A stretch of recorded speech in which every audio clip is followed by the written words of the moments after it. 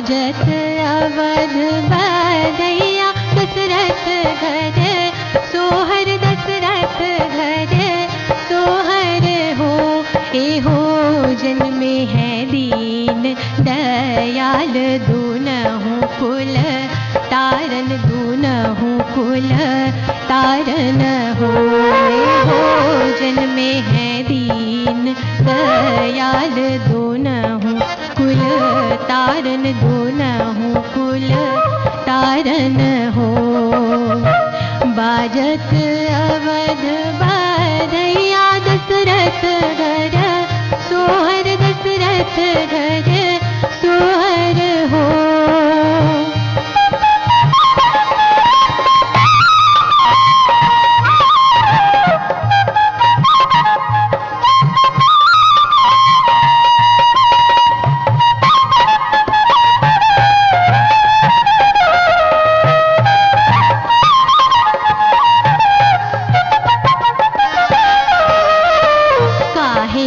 छुरा नार छीनो काहे रे, नहवायहु काहे रे नहवायहु हो। काहे के छुरा नार छीनो काहे रे, नहवायहु काहे रे नहवायहु हो। ए हो काहे पीतांबर अंग पोछ्यो, कहाँ रे पौढ़ायहु कहाँ रे पौढ़ायहु। ए हो काहे पीतांबर अंग पोछ्यो, कहाँ रे पौढ़ायहु कहाँ रे पौढ़ायहु। बाजत अवध बधैया दशरथ घर, सोहर दशरथ घर सोहर हो।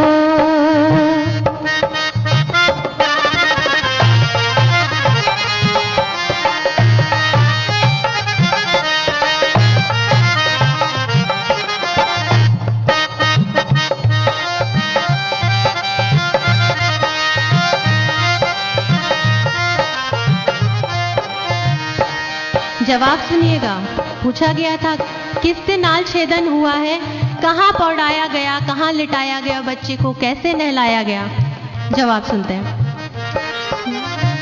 सोने के छुरा नार छीनो गंगा जल, नहवायहु गंगा जल नहवायहु हो। सोने के छुरा नार छीनो गंगा जल, नहवायहु गंगा जल नहवायहु हो। ए हो पियरो पीतांबर अंग पोछ्यो, सुपेह पौढ़ायहु सुपेह पौढ़ायहु हो। ए हो पियरो पीतांबर अंग पोछ्यो, सुपेह पौढ़ायहु सुपेह पौढ़ायहु हो। बाजत अवध बधैया दशरथ घर, सोहर दशरथ घर सोहर हो।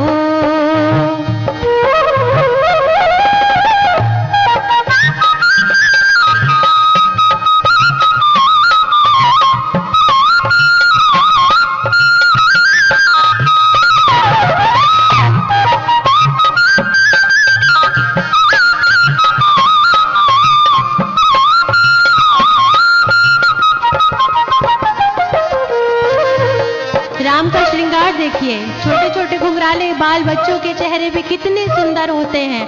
और जब बात मर्यादा पुरुषोत्तम श्री राम की हो तो उसकी शोभा 100 गुना बढ़ जाती है।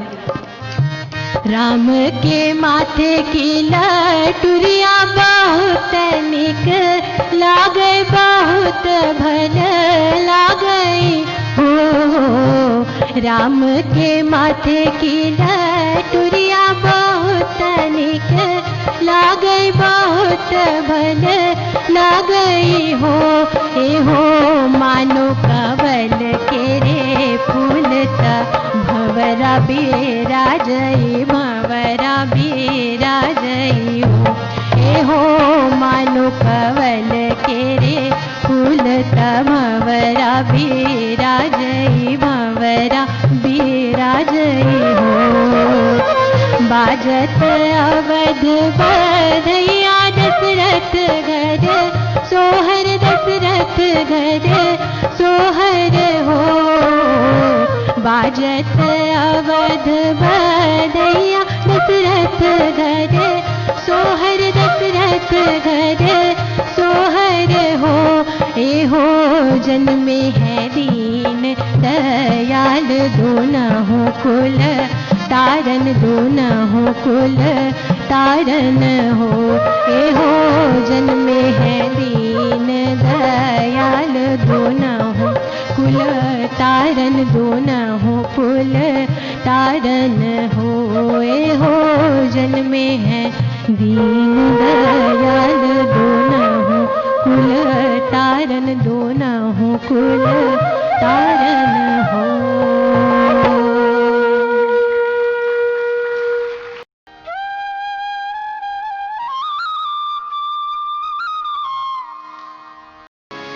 आओ सखी सब मंगल गाए आई जनेऊ की बेला हो।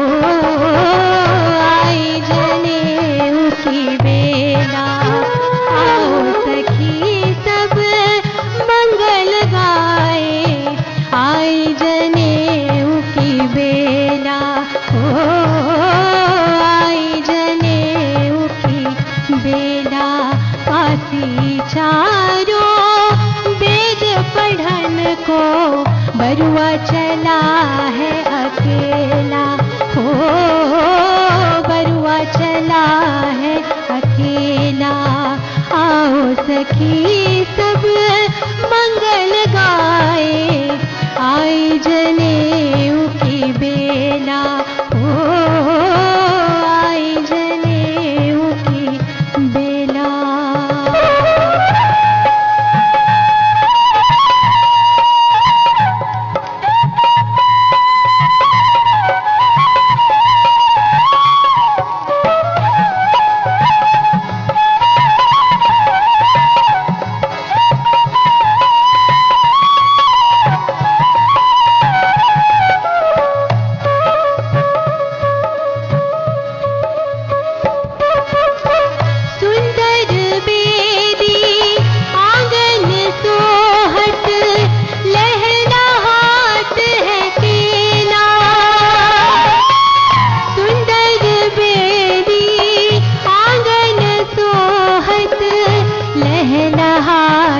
है केला यज्ञ घूम रह्यो पूर भवन में महकत है जूही बेला हो।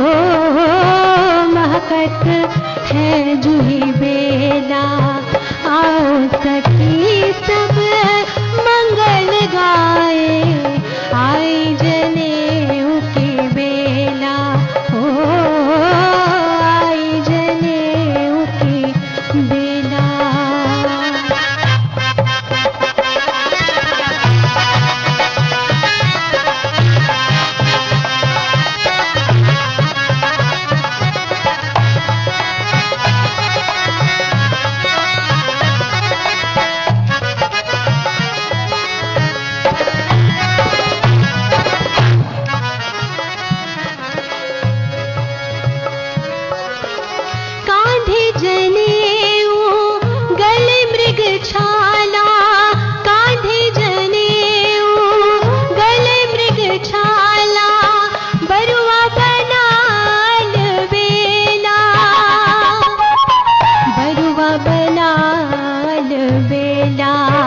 आंगन गायन बाहर बाजन चहुदिस लाग्यो है मेला हो। चहुदिस लाग्यो है मेला आओ सखी सब मंगल गाए आई जनेऊ की बेला हो। आई जनेऊ की बेला काशी चारों वेद पढ़न को बरुआ चला है अकेला हो। बरुआ चला है अकेला आओ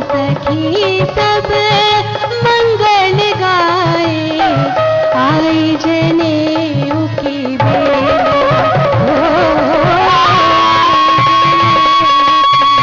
बेला हो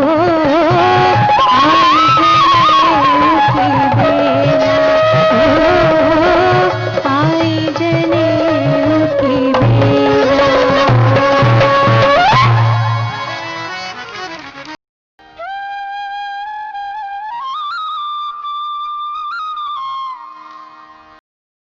माड़ो तो भल सुंदर नाही जाने कौने गुना, माड़ो तो भल सुंदर नाही जाने कौने गुना, ए हो नहीं जाने बरई के छाए कि फूसे के कारण हो, ए हो नहीं जाने बरई के छाए कि फूसे के कारण हो, माड़ो तो भल सुंदर नाही जाने कौने गुना।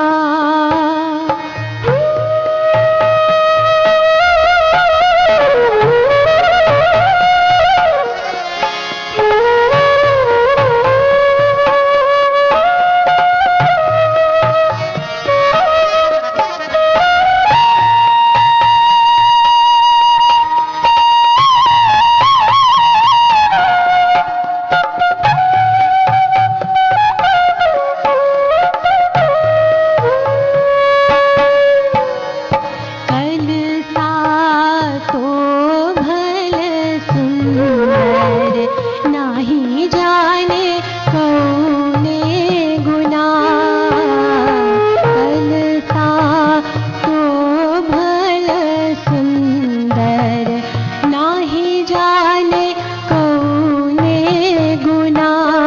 पता नहीं किस वजह से कलसा अच्छा है, क्या पता उसका जवाब क्या है।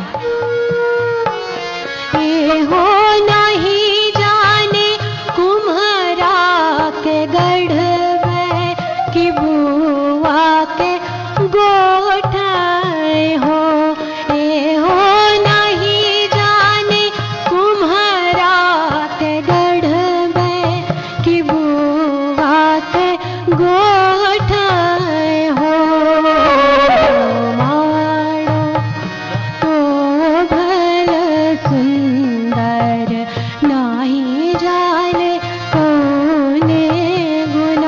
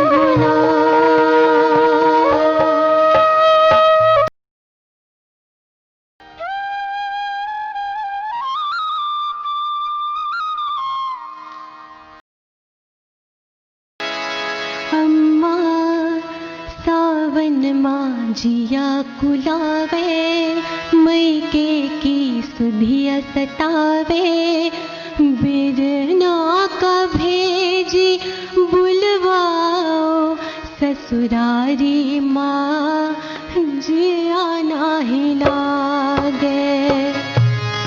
अम्मा सावन माँ जिया कुलावे, मैके की सुधिया सतावे, बिरना का भेजी बुलवाओ, ससुरारी माँ जिया नाही लागे।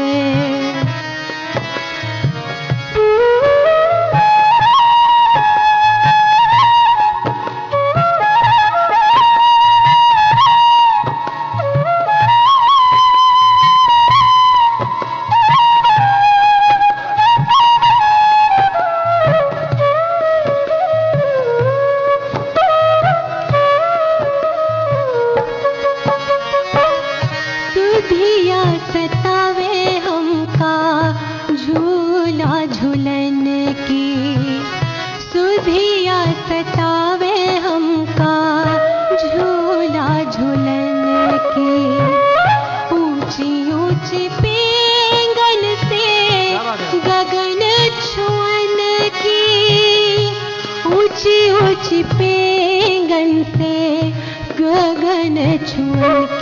अम्मा सुधिया वे मेहंदी रचन की, हरी हरी चूड़ियाँ पहनन की, बिरना को भेजी बुलवाओ, ससुरारी माँ जिया नाही लागे।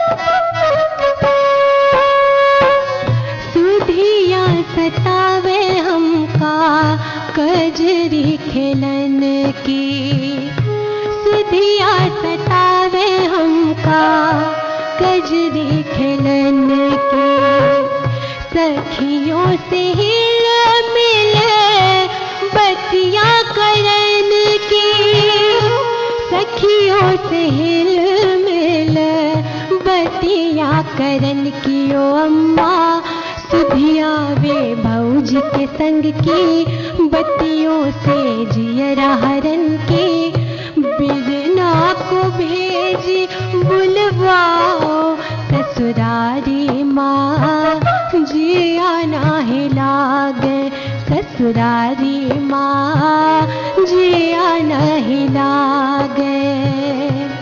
अम्मा सावन माँ जिया कुलावे, मैके की सुधिया सतावे, बिरना को भेजी बुलवाओ, ससुरारी माँ जिया नाही लागे, ससुरारी माँ जिया नाही लागे, ससुरारी माँ जिया नाही लागे।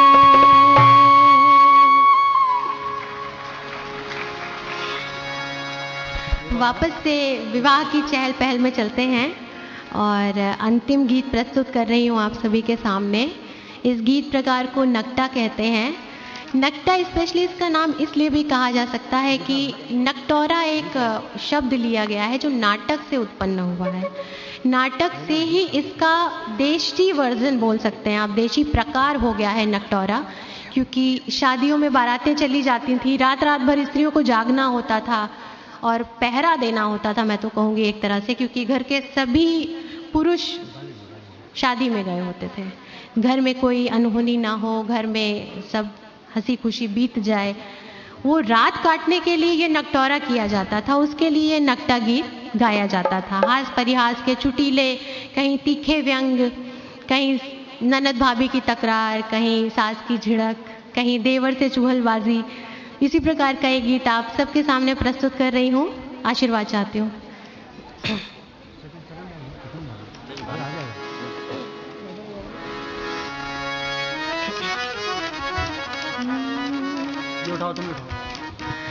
आंगनमा कुइया राजा डूब के मरूंगी,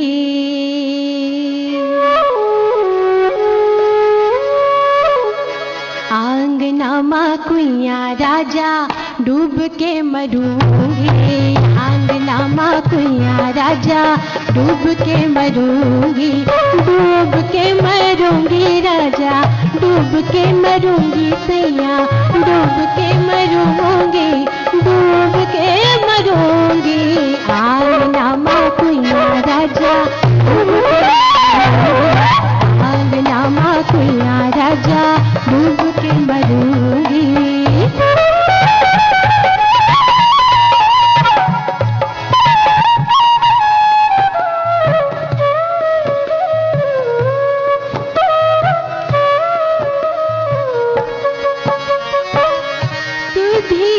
सतावे हमका झूला झूलन की, सुधिया सतावे हमका झूला झूलन की, ऊंची ऊंची पेंगन से गगन छुअन की, ऊंची ऊंची पेंगन से गगन छुअन की, ओ अम्मा सुधिया वे मेहंदी रचन की, हरी हरी चूड़ियाँ पहनन की, बिरना को भेजी बुलवाओ ससुरारी माँ, जिया नाही लागे।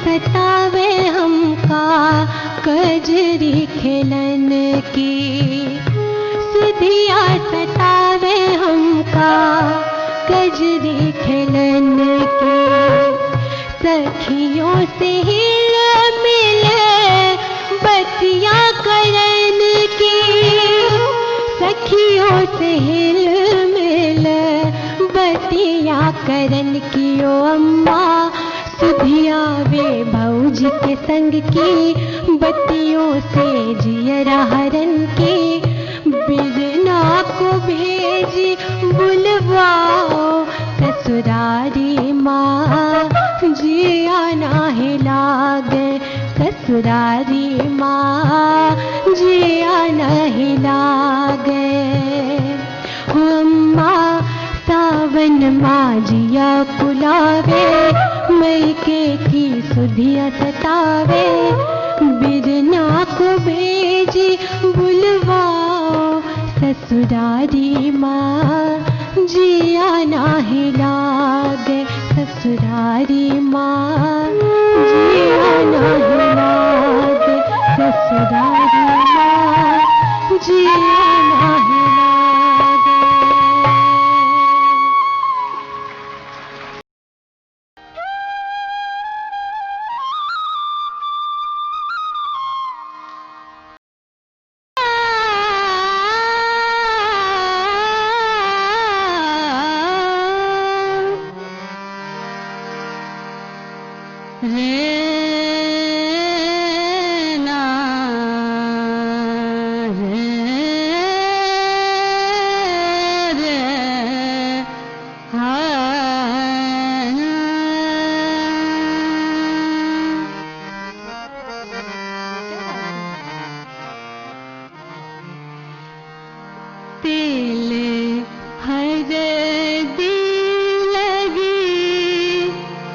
बबुनी दुल्हन बनी, तिल हरदी लगी, बबुनी दुल्हन बनी।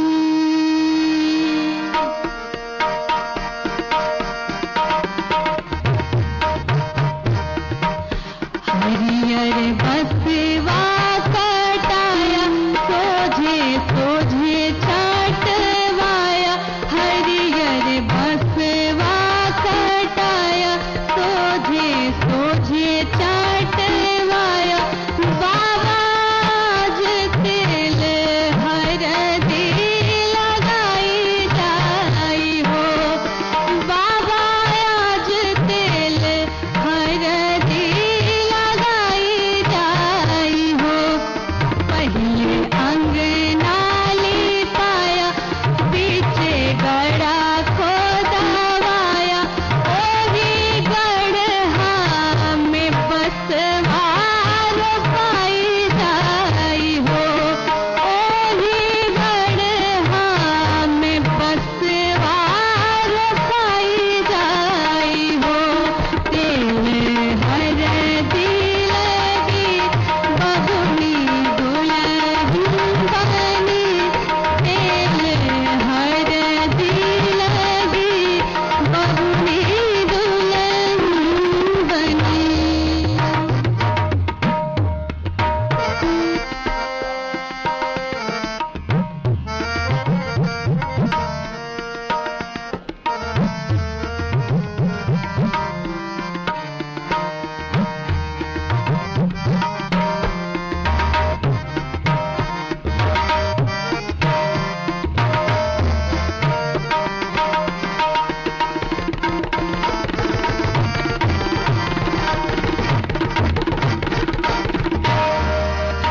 पहले स्टेंजा में इसमें स्थापना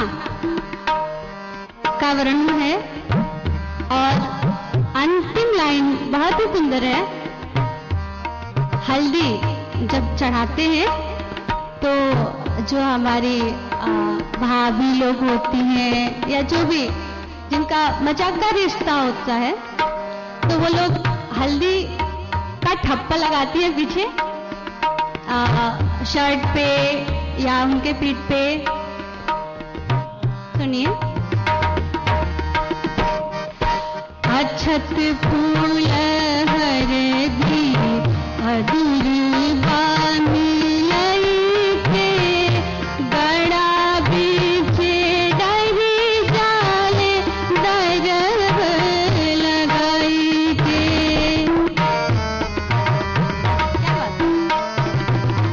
अक्षत फूल हरदी अधूरी बानी लईके, गड़ा बीचे डही जाले दरब लगा के। पाँच जन मिले आया, संगे बसवा उठाया, पाँच जन मिले आया, संगे बसवा उठाया, पाछे हरदी कठा पा लगाई जाई हो, पाछे हरदी कठा पा लगाई जाई हो।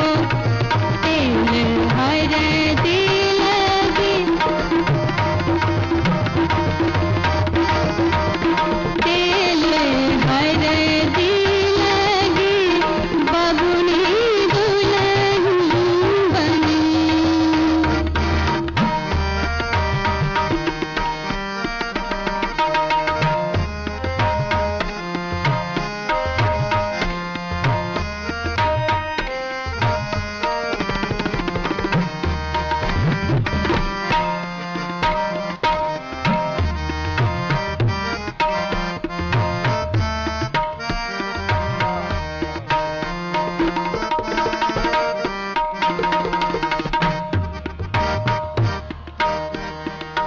इस संतरे में कलश स्थापना और सील, लोढ़ा, चक्री ये सब रखाया जाता है आंगन में, उसका वर्णन है।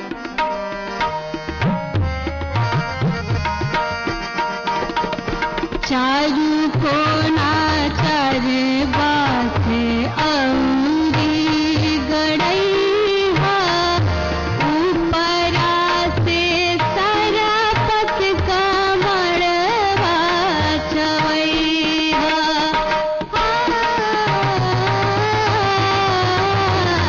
चारू कोना चार बास औरी गड़ैहा, ऊपरा से सरपत कमरवा चवैहा।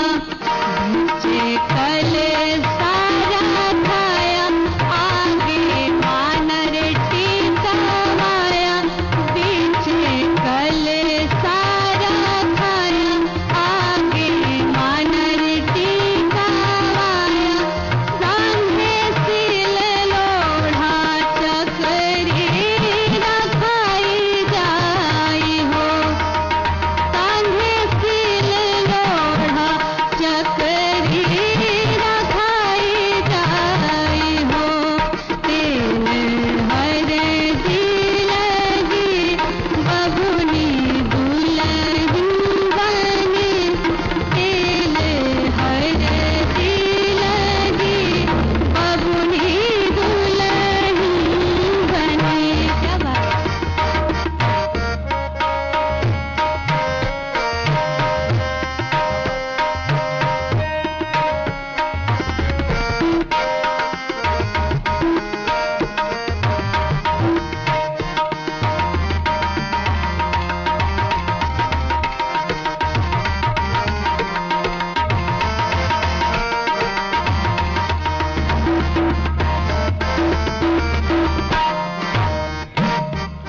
जहाँ तक मुझे याद है, हल हल होता था जिससे कि किसानी होती है, उसके साथ एक हरिस होता था हल के साथ, जो किसान के यूज में आता था। जहाँ तक मैंने बहुत थोड़ा सा मुझे याद है।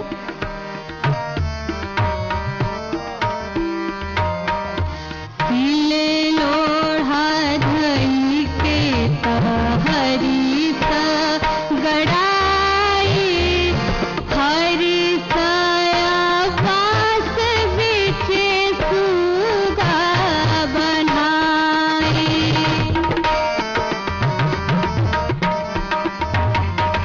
सील लोढ़ा धई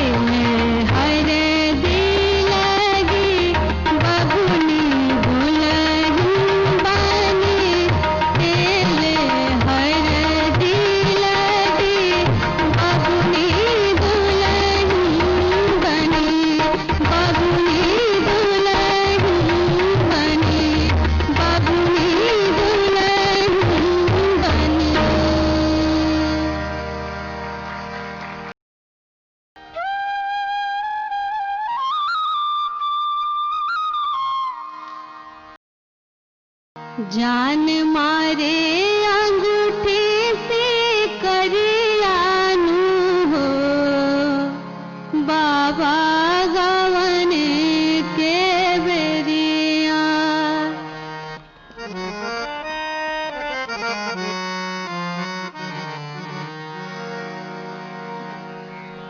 जान मारे अंगूठे से करियानु हो, बाबा गवन के बेरिया।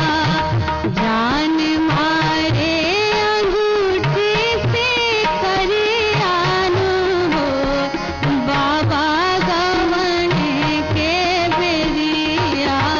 सैया करे घर से बहरियानु हो, बाबा गवन के बेरिया।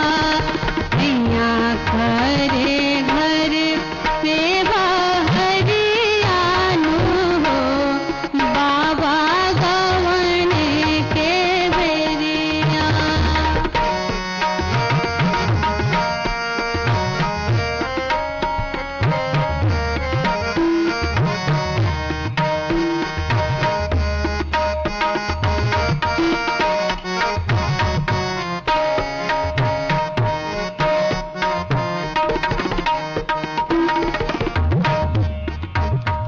एक पिता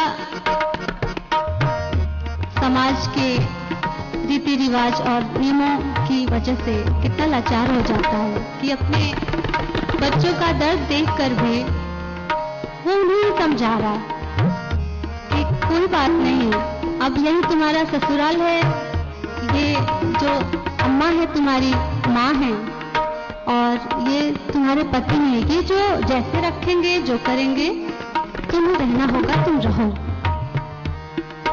तब फिर वो उनसे बोलती है, मटिया के तेल कब देह पर गिरावेले, कब मिल के देहिया में अगिया लगावेले।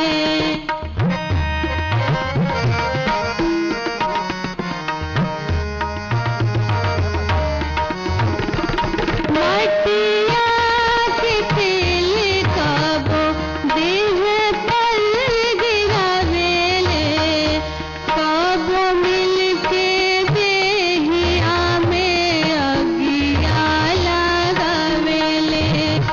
सैया मिल के लावेलन पासरियानु हो, बाबा गवन के बेरिया। सैया मिल के लावेलन पासरियानु हो, बाबा गवन के बेरिया। सैया करे घर से बहरियानु हो, बाबा गवन के बेरिया।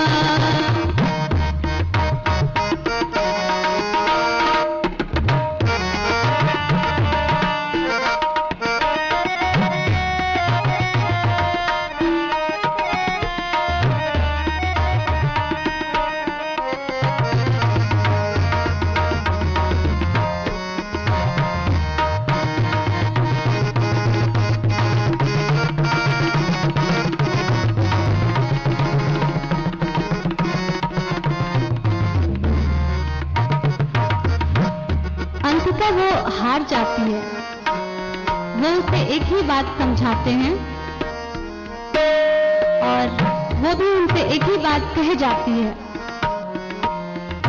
लास्ट में वो उनका पैर पकड़ के लेट जाती है और उनसे रिक्वेस्ट करती है,